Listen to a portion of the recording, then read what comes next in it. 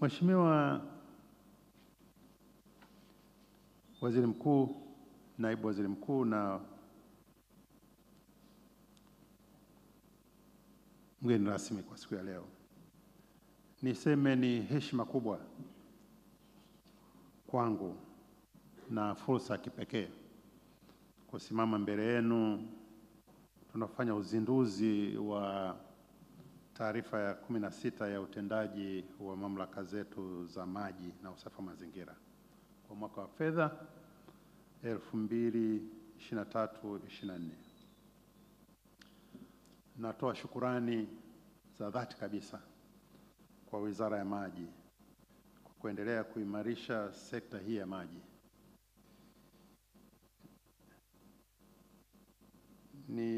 Nilipokuwa waziri wa maji na nilipokuwa katibu mkuu nilikuwa na kimbia sana, lakini Mheshimiwa Weso amenizidi.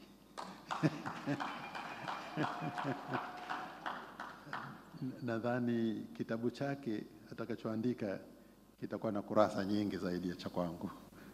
Hongera sana Mheshimiwa. Natambua vile vile michango muhimu ya washirika wetu wa maendeleo na wadau wote. Ushirikiano wao au ushirikiano wenu umekuwa nguzo muhimu katika kuboresha huduma za maji na usafi wa mazingira nchini. Mheshimiwa mgeni rasmi, napenda kuishukuru serikali kwa jinsi inavyoendelea kuwekeza katika sekta hii muhimu kwa ustawi wa taifa letu. Sisi sote ni mashahidi katika hili. Kumekuwa na ongezeko kubwa la bajeti mwaka hadi mwaka kwenye sekta. Mwaka 2010-2011 aliyekuwa waziri wa maji jina nalihifadhi, katika bajeti yake akitoa bajeti yake bungeni alisema bajeti ya maendeleo mwaka ule ya sekta maji ilikuwa ni shilingi bilioni 206. Mwaka huu wa fedha 2024/25 wizara imetengewa kwa maana ya bajeti ya maendeleo bilioni 558.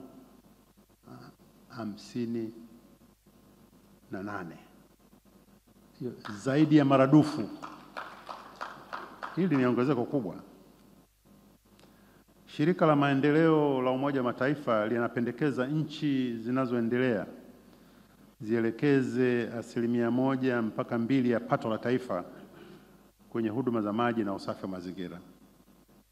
Katika miaka hivi karibuni tumejitahidi, tumeweza kufikia 0.4 mpaka 0.5 ya pato la taifa kuwekeza katika maji, sekta ya maji. Ongezeko hili naamini lingekuwa kubwa zaidi tungekuwa na miradi muhimu, tusingekuwa na miradi muhimu ya kimkakati. Naamini kabisa fedha nyingi zingeelekezwa kwenye sekta ya maji. Mheshimiwa mgeni rasmi, uwekezaji katika sekta ya maji una uhusiano mkubwa na sekta ya afya. Huduma bora za maji safi na usafi wa mazingira zinapunguza moja kwa moja kuenea kwa magonjwa yanayosambaa kupitia maji machafu, kama vile ugonjwa wa tumbo ambayo ni chanzo kikuu cha vifo. Nilikuwa nasoma ripoti moja jana kwamba kusini mwa bara la Afrika kila mwaka tunapoteza au kuna vifo vya karibu watu 400,000 na zaidi kutokana na maji yasiyo bora. Ndugu wageni waalikwa, utafiti uliofanywa mwaka 2020 mpaka 23 na shirika moja liitwalo Economic Impact utafiti ambao matokeo yake yalielekezwa zaidi kwa mawaziri wenye dhamana ya fedha, mawaziri wenye dhamana ya mipango, mawaziri wenye dhamana ya maji na afya na mazingira. Ulionyesha kwamba kila dola moja ikiwekezwa katika miundombinu ya maji na usafi wa mazingira inaweza kuleta hadi dola 7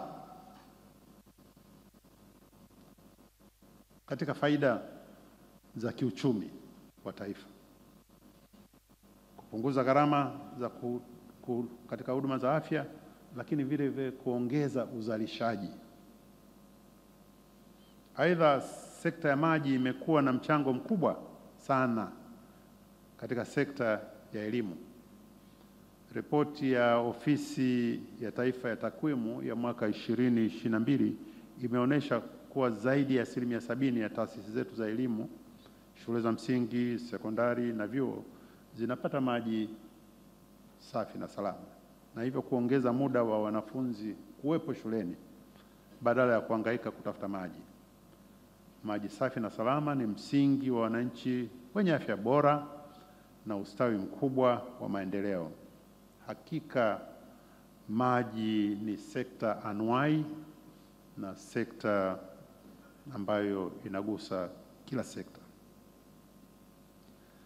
Mheshimiwa mgeni rasmi, katika kikao cha jana cha mkutano huu tumejadili mada zilizolenga kukabiliana na changamoto za upotevu wa maji, kukabiliana na mabadiliko ya tabia nchi, matumizi ya teknolojia mpya katika ufungaji wa dira za maji